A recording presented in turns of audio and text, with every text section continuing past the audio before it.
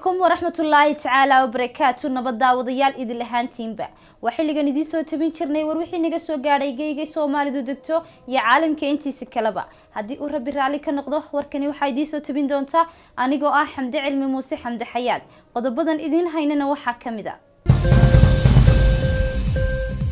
gudida qandaraasada qaranka Soomaaliland ayaa maanta sheegay laba mashruuc ay hore u shaaciyeen labadii shirkadood ee ku guuleystay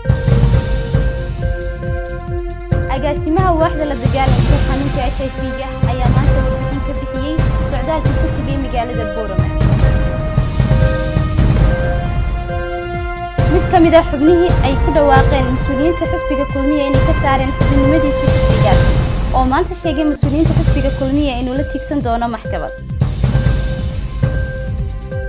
magaalada Berbera oo maanta lagu gubay tiro khamriya oo fara badan taas oo magaalada lagu soo geliyay si karabana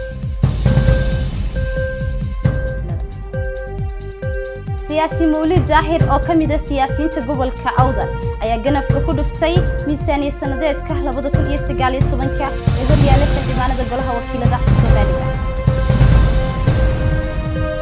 daawadayaal qodobadaas iyo qaar kale oo faahfaahsan waxaad si toos ah ugala socotaan telefishinka caalamiga badda casriga haddana waxaan u gudageli doonaa qodobadaas iyo qaar kale